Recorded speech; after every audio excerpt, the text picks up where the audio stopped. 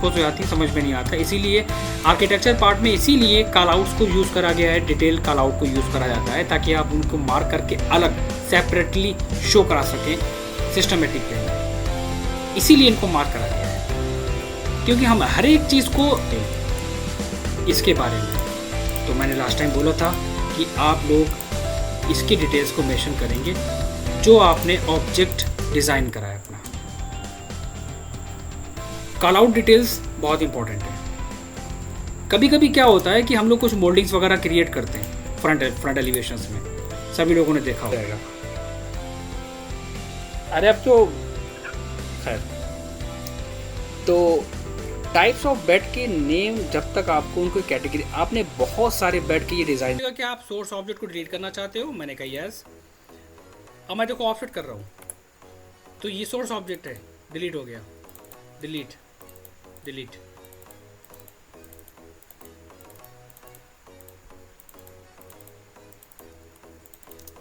ये होते hidden features. इसी की तरह एक कमांड पहले हम एक और एक्सप्लेन करेंगे जो बहुत इंपॉर्टेंट है। ऑफसेट की तरह ही होता है लेंथ एंड कमांड, बहुत इंपॉर्टेंट कमांड है और बहुत यूजफुल है हमारी वर्किंग ड्राइंग में। पहले तो हम समझते हैं कि लेंथ एंड का यूज क्या होता है। मेरे पास कोई लाइन है, मैंने LEN एंटर करा, नीचे मेरे पास 4 ऑप्शन आ गए, डेल्टा, परसेंट, टोटल, डायनामिक। मैंने डेल्टा पे क्लिक करा, जैसे क्लिक करा वो हमसे पूछ रहा है एंटर डेल्टा लेंथ, एक लाइन बताइए। मैंने कहा 50। अब जैसे ही मैं क्लिक करूंगा स्टार्ट पॉइंट पे 50 इंक्रीज, एंड पॉइंट पे 50 इंक्रीज, और जितनी बार क्लिक करेंगे वो उतनी बार 50-50 की डिस्टेंस बढ़ाता रहेगा। हम यहाँ पर एक्सटेंड कमांड यूज कर सकते थे, पॉइंट को पकड़ो, लेकिन एक्सटेंड कमांड की लिमिट होती है, वो बढ़ेगा सिर्फ उतना ही जितनी लिमिट है उसके पास, अब आगे नहीं बढ़ सकता। तब क्या काम आएगा, लेंथ है कितनी बढ़ानी है 10, जितनी बार इंक्रीज करो। मैंने बोला था ना, हर एक चीज़ के बारे में जब पता होगा तभी हम उसको मिक्स करके आपस में यूज़ कर सकते हैं प्रोजेक्ट में। परसेंट, कितने परसेंटेज निकालना है इसका, 50%, वो ऑटोमेटिक निकाल के दे देगा। अगेन LEN एंटर, टोटल, ये लाइन कितने की है मुझे नहीं पता, बट मैं इसको फिक्स करना चाहता हूँ 150 पे। मैं जैसे इसको 150 डाल के क्लिक करूँगा तो ये लाइन कितने की हो गई, 150। चेक कर लेते हैं। और सबसे इम्पोर्टेंट ऑप्शन इसी के अंदर जो कहलाता है डायनामिक। आप डायनामिक पे क्लिक करो, फ्री हैंड जितना चाहो इंक्रीज विदाउट लिमिट। और पता है सबसे अच्छी चीज़, डिक्रीज, आप एक्सटेंड और ट्रिम का काम एक साथ कर रहे हैं, आपका टाइम बच गया। इंक्रीज एंड डिक्रीज, क्या हम ये कर सकते हैं एक्सटेंड और ट्रिम को एक साथ? बिल्कुल नहीं कर सकते। एक बार में एक्सटेंड यूज करोगे, एक बार में ट्रिम यूज करोगे। तो ये बहुत इंपॉर्टेंट कमांड है, बहुत इंपॉर्टेंट। दूसरा, कभी कभी क्या होता है कि मैंने एक लाइन ड्रॉ करी 50 की, या हॉरिजॉन्टल लाइन ड्रॉ करी, या मेरे पास कोई एंगल है, और जब हम इनको ड्रॉ कर लेते हैं, हम इनकी डायमेंशंस निकाल लेते हैं यहाँ से, और मैं सोचता हूँ कि क्या मैं इस ऑब्जेक्ट की प्रॉपर्टी को चेंज कर सकता हूँ, क्या मैं इस ऑब्जेक्ट की प्रॉपर्टी को कंट्रोल कर सकता हूँ? नहीं कर सकता। क्या पॉसिबल है? क्या आप इस डायमेंशन से इसको कंट्रोल कर लेंगे राहुल? Is this possible?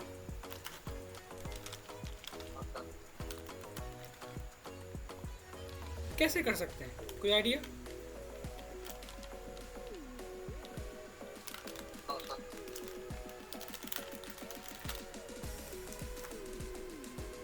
उसको कंट्रोल करना, किसी ऑब्जेक्ट की प्रॉपर्टी को चेंज करना, उसको यूज़ करते हैं हम पैरामेट्रिक के थ्रू। पैरामेट्रिक ऑप्शंस क्या करता है? बहुत इंपॉर्टेंट ऑप्शन है, एक तरीके से हिडन फीचर्स है कैड का।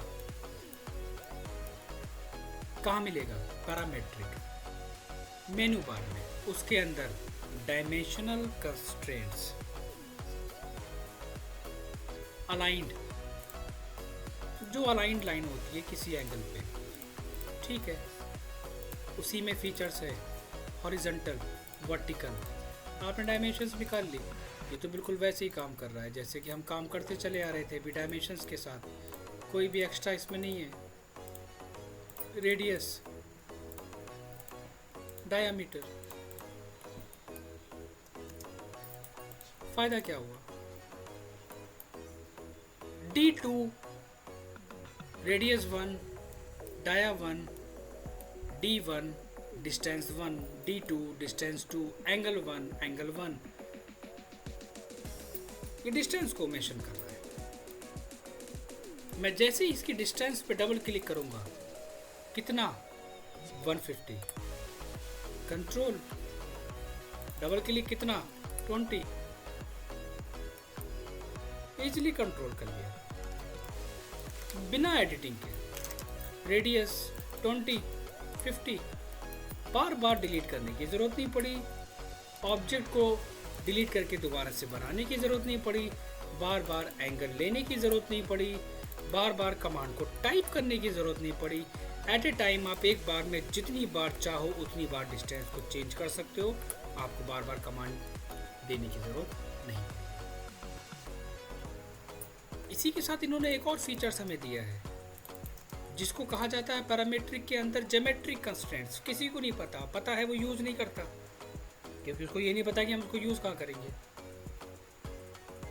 ज्योमेट्रिक कंस्ट्रेंट का मतलब होता है कि कुछ कंडीशंस हमारे सामने ऐसी होती हैं कि कुछ ऐसे ऑब्जेक्ट होते हैं जिनको जब आपस में ज्वाइन करना होता है तो मूव कराना पड़ता है। ये एग्जांपल लो, कुछ इस तरह, आप एक कमांड से कोइंसिडेंट 1, 2, अगेन 1, 2, सिर्फ एक कमांड से। दूसरी कंडीशंस पैरेलल, आपके पास एक लाइन है, एग्जांपल लो, मैंने कहा कि सेम लाइन इसी के पैरेलल करो, आप कहोगे पॉसिबल ही नहीं है सर। पहले इसका एंगल निकालो, फिर डिस्टेंस निकालो, फिर रोटेट करो, फिर ऑफसेट करो। मैंने कहा पैरेलल, फर्स्ट, सेकंड, सिंपल।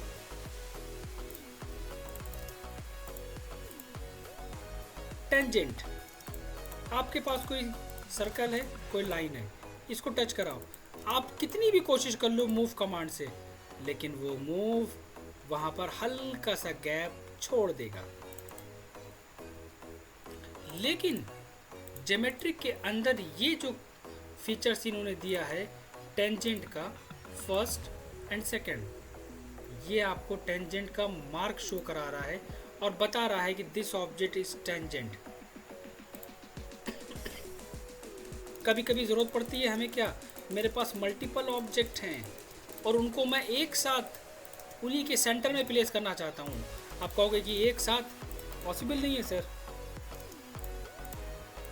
आप मूव भी कराओगे तो एक बार में एक कराओगे, किससे?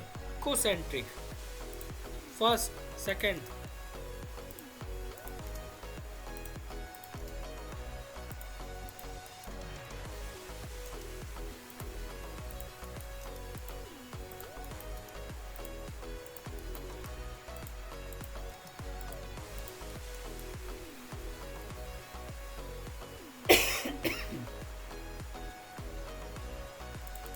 ये यूज होता है, इसे ही तो कहते हैं बेसिक। आपके पास कोई लाइन है हॉरिजॉन्टल, आपको करना है वर्टिकल, क्या करोगे?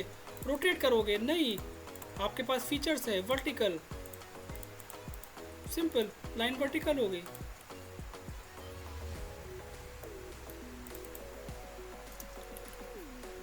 जब तक हमें इनके बारे में नहीं पता होता है, हमारा काम फास्ट नहीं हो पाता है। अब यहाँ पर बात आती है ब्लॉक और एट्रीब्यूट की। ब्लॉक एक बहुत बड़ा चैप्टर है, तो आज हम सिर्फ बेसिक पढ़ेंगे ब्लॉक के बारे में। ब्लॉक का मतलब क्या होता है? हमारी ड्राइंग में, हमारी डिटेलिंग में बहुत सारे सिंबल्स, बहुत सारे ऑब्जेक्ट्स, डिटेलिंग, उन सबको अलग अलग करना होता है क्या? नहीं, उनको अलग अलग नहीं करना होता है, उनका ब्लॉक बनाना होता है। अब ब्लॉक कैसे बनता है, उसको कैसे यूज़ करते हैं, उसको कैसे सेव करते हैं, उसकी लाइब्रेरी कैसे बनाते हैं, इसके बारे में भी पता होना चाहिए मुझे। एक छोटा सा एग्जांपल लेते हैं। हमारे पास एक ऑब्जेक्ट है, 2, 3, 4, सब अलग अलग है। मैंने बी एंटर किया। अच्छा, मैंने तो कॉपी करा है। आपको समझाने के लिए तो हम बना के दिखाएंगे, ताकि आप ये ना सोचो कि हम क्या डिज़ाइन करें और ब्लॉक कैसे करें। मैंने ये एक बेसिक डिज़ाइन बना दिया, आप सिर्फ ऐसे समझो, जिसे आप भी क्रिएट कर सकते हो ईज़िली विदाउट एनी डायमेंशंस, समझने के लिए। ये ऑब्जेक्ट है मेरा, सारे पार्ट अलग अलग हैं। बी एंटर, नाम बताओ। मैंने कहा सेक्शन। एक ऑप्शन आएगा सेलेक्ट ऑब्जेक्ट, आप क्लिक करो, सेलेक्ट करो, एंटर, ओके करो। यहाँ पर एक ऑप्शन दिया है पिक पॉइंट। एक बात का ध्यान रखना, आपका कन्वर्ट टू ब्लॉक चेक होना चाहिए, अलाउ एक्सप्लोडिंग चेक होना चाहिए, open in block editor uncheck होना चाहिए। मैंने क्या करा, पिक पॉइंट पे क्लिक करा, ऑब्जेक्ट के पॉइंट पे क्लिक करा, ओके करा, तो ये क्या हुआ, ये एक ब्लॉक बन गया। अब इजीली मैं इसे कॉपी कर सकता हूँ। क्या हम इस ब्लॉक को सेव कर सकते हैं ताकि इसको रीयूज कर सके? बिल्कुल कर सकते हैं। पहले ये कंफर्म करो कि ये ब्लॉक बना या नहीं बना। कंफर्म करने का तरीका, अगर सेलेक्ट करोगे और वहाँ पर कर्सर को प्लेस करोगे तो वहाँ पर लिख के आएगा ब्लॉक रेफरेंस।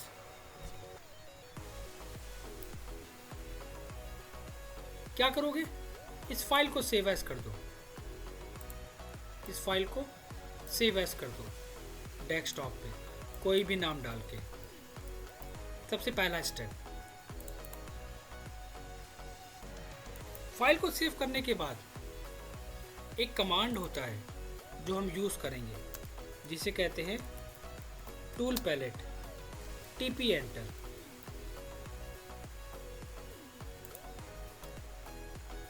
मैंने टीपी एंटर किया, हमारे पास ये बहुत सारे फोल्डर्स बन के आ गए, पहले से बहुत सारे फोल्डर्स।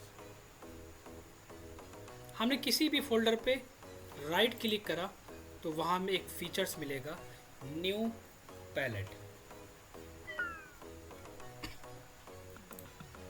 नाम बताओ, मैंने कहा माई लाइब्रेरी, सेलेक्ट करा, एक बार सेलेक्ट करा, फिर दोबारा उसी पे जब क्लिक करके इसको खींचेंगे तो माउस के लेफ्ट क्लिक को छोड़ना नहीं है। कहाँ छोड़ना है, अपने फोल्डर के अंदर लाके। अब ये हमेशा के लिए सेव हो गया। कैसे कंफर्म करेंगे, चलो एक काम करते हैं, एक न्यू पेज खोलते हैं, इसी में खोलते हैं टीपी एंटर। ये रहा सेक्शन और ये रहा हमारी ड्राइंग के अंदर। ये तो बात होगी सिंपल, ब्लॉक बनाना और ब्लॉक को सेव करना। आगे हम बात करेंगे डिटेल में, ब्लॉक को एडिट करना, ब्लॉक और एट्रीब्यूट का कॉम्बिनेशंस, डिटेल सिंबल क्रिएट करना, इसी को हम कहते हैं basic, all about the basics. हाँ जी, जो हम अभी ब्लॉग जैसे हमने अभी सेव किया डेस्कटॉप के ऊपर, और हमारा जो अभी अपनी लाइब्रेरी में सेव हुआ है, अगर हमारा डेस्कटॉप में डिलीट हुआ और लाइब्रेरी में है तो फिर वो शो करेगा बाद में? रहेगा रहेगा रहेगा। रहेगा वो। तो ये मतलब डेस्कटॉप पे सेव नहीं रहेगा तो भी चलेगा? हाँ, लेकिन एक काम करना, जिस ड्राइंग पे आप काम कर रहे हो उस ड्राइंग के अंदर सिंबल को बनाना और ब्लॉक क्रिएट करना, ये काम ज़रूर करना। अगर समझो मुझे दूसरे ड्राइंग पे काम करना है और वही मुझे ब्लॉक चाहिए तो मैं वापस मुझे नया क्रिएट करना पड़ेगा? एग्जाम्पल लो, आपने कहा कि हमने हटा दिया उसको, टीपी खोला, हमारे पास टीपी जब हमने क्लिक करा, अब हम इस सिंबल को लाने के लिए सोच रहे हैं, इसको ड्रैग करा, क्या ये आ रहा है? न्यू पेज खोला, फिर टीपी एंटर करा हमने, इसको पकड़ा, इसको ड्रैग करके बाहर ला रहा हूँ, क्या ये आ रहा है? नहीं। क्यों? रीज़न क्या हुआ? रीज़न ये हुआ, इसका जो सोर्स था वो कहाँ चला गया हमारा? वो चला गया रिसाइकिल बिन में। इसलिए जब किसी ब्लॉक को बनाओ तो उस प्रोजेक्ट के अंदर ब्लॉक बनाना पॉइंट नंबर 1 हमेशा, क्योंकि ब्लॉक जब आप क्रिएट कर रहे हो तो आप प्रोजेक्ट के अंदर जब चीज़ें बनाते हो तो वो कलेक्शन उस प्रोजेक्ट के अंदर रहता है। पॉइंट नंबर 1 सबसे इंपॉर्टेंट, हमेशा ध्यान रखना। दूसरा पॉइंट, आप एक फोल्डर बना लो, उस फोल्डर के अंदर बैकअप फाइल को डालते चले जाओ, छोड़ दो उसको, फाइल को बना के सेव करके छोड़ दो, भूल जाओ, वो ब्लॉक में रहेगा हमेशा, कोई इशू नहीं है। बैकअप फाइल इंपॉर्टेंट है। एट्रीब्यूट कॉमन है। एट्रीब्यूट का मतलब होता है text, ATT, name, size,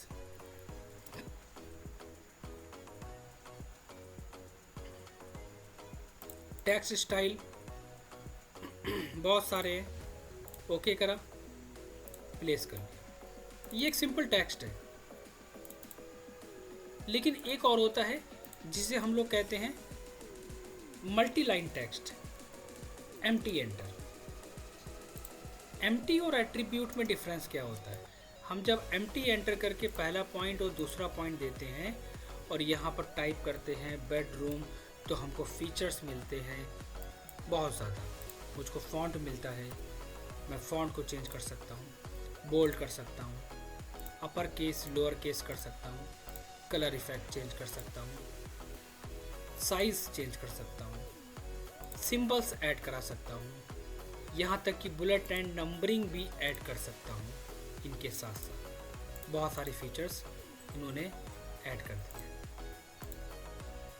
but वो चीज़ एट्रीब्यूट के अंदर नहीं मिलेगी। क्यों? क्योंकि एट्रीब्यूट का काम ही अलग है, एट्रीब्यूट का रोल अलग है। इसलिए अब एट्रीब्यूट और टेक्स्ट में क्या डिफरेंस होता है, एक बड़ा अच्छा सा एग्जांपल देंगे, खुद ब खुद समझ में आ जाएगा। एग्जांपल लो, बहुत सिंपल सा, हम एम्प्टी एंटर करके टाइप कर रहे हैं बेडरूम, ओके, उसके नीचे लिख रहे हैं हम क्या, एरिया, हम चाहते हैं उस बेडरूम का एरिया यहाँ मेंशन करना। हम नीचे चाहते हैं मेंशन करना रूम नंबर 3, ये क्या है, ये प्रॉपर्टीज़ हैं, रूम नंबर, ये 3 प्रॉपर्टीज़ हो गई। अब इन्हीं को हम यूज़ कर रहे हैं एट्रीब्यूट के थ्रू। बेडरूम, ओके, इसी को मैंने कॉपी करा, क्या दोगे, एरिया, ठीक है, इसी को हम फिर से कॉपी करेंगे, क्या दोगे, रूम नंबर, ओके। दोनों में डिफरेंस क्या हुआ? दोनों में कोई डिफरेंस नहीं हुआ। ये भी टेक्स्ट, ये भी टेक्स्ट, ये भी अलग अलग, ये भी अलग अलग। इसको सिलेक्ट करके डबल क्लिक करूंगा तो इसकी प्रॉपर्टीज़ आएंगी, इसको डबल क्लिक करूंगा तो इसकी प्रॉपर्टीज़ नहीं आएगी। एक छोटा सा, बस एक माइनर सा डिफरेंस है। लेकिन अगर हम इस वाले पार्ट को, एम्प्टी वाले पार्ट को अगर हम ब्लॉक में कन्वर्ट करें, जैसे कि क्या, text, select object, enter, okay. तो पता क्या हुआ, ये ब्लॉक बन गया। आप इसको एडिट नहीं कर सकते, ये टेक्स्ट फिक्स हो गया। आप इन टेक्स्ट के साइज को नहीं चेंज कर सकते।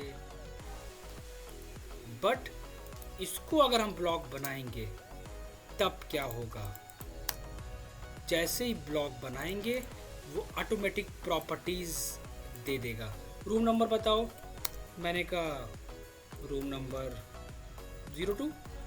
एरिया बताओ, मैंने कहा 1200 स्क्वायर फीट। नाम बताओ, मैंने कहा बेडरूम, ओके।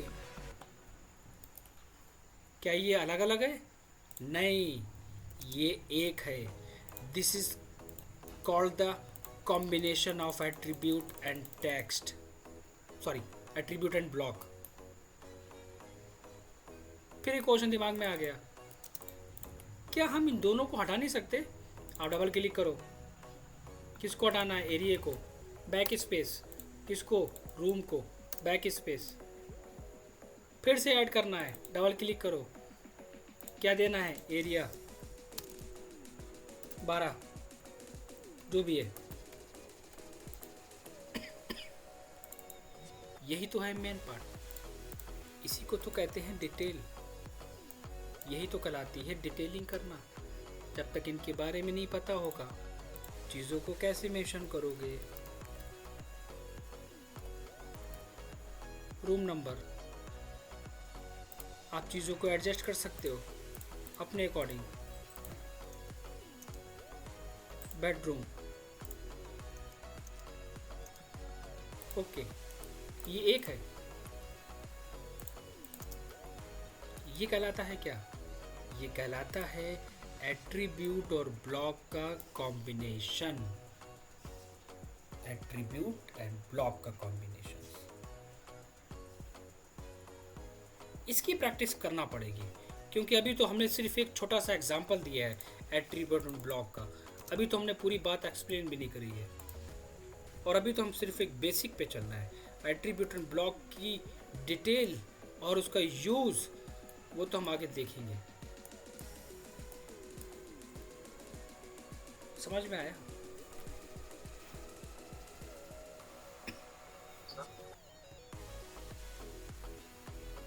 इसको कहा जाता है बेसिक।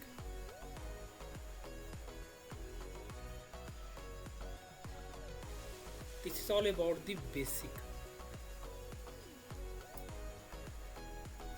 क्या क्या पढ़ा था इसमें अब तक?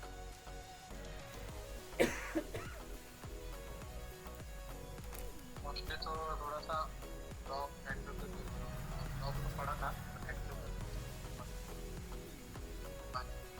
लेंथन के बारे में आइडिया था, पैरामेट्रिक के बारे में आइडिया था, कॉपी के अंदर एरे का ऑप्शन का आइडिया था, जो बेसिक जो नॉर्मल जो कॉपी रोटेट, वही चीज़। इस तरह काम करने का तरीका होता है। तो इनको बहुत अच्छे से प्रैक्टिस करना है। इनकी रिकॉर्डिंग मैं कल ग्रुप में शेयर कर दूंगा, वहाँ से रिकॉर्डिंग को डाउनलोड करके उनकी खूब अच्छे से प्रैक्टिस करनी है कल। और क्लासेस से ज़्यादा इम्पोर्टेंट आपके लिए प्रैक्टिस है। पहला पॉइंट, आपकी प्रोग्रेस, आपका क्वालिटी ऑफ वर्क वो सिर्फ और सिर्फ आपकी प्रैक्टिस से इम्प्रूव होगा। तो कोशिश करो टाइम देने की, क्योंकि अभी आपकी ड्राइंग को देख के अभी आपको बहुत मेहनत करना पड़ेगी। तो टाइम ड्यूरेशन मेरे पास बहुत है, उसकी कोई लिमिट नहीं है, उसका कोई इशू नहीं है। बट मेरा कॉन्सेप्ट क्या है, थोड़ा पढ़ो, प्रैक्टिस ज़्यादा करो। जब वो क्लियर हो तब आगे का टॉपिक स्टार्ट करो। चाहे वो एक दिन में क्लियर हो, चाहे वो 2 दिन लगे प्रैक्टिस करने में, चाहे वो 3 दिन लगे प्रैक्टिस करने में, लेकिन जब तक वो क्लियर ना हो तब तक नेक्स्ट टॉपिक पे मूव मत करो। ये है इम्पॉर्टेंट पॉइंट, वरना इस डिटेल पे काम करना बहुत डिफिकल्ट हो जाएगा। फैक्ट यही है। ठीक है, तो बाकी चीज़ें मैं शेयर करता हूँ, नोट्स वगैरह शेयर कर दूंगा। और इनको डाउनलोड करके अपने पास आप रख लेना और इसकी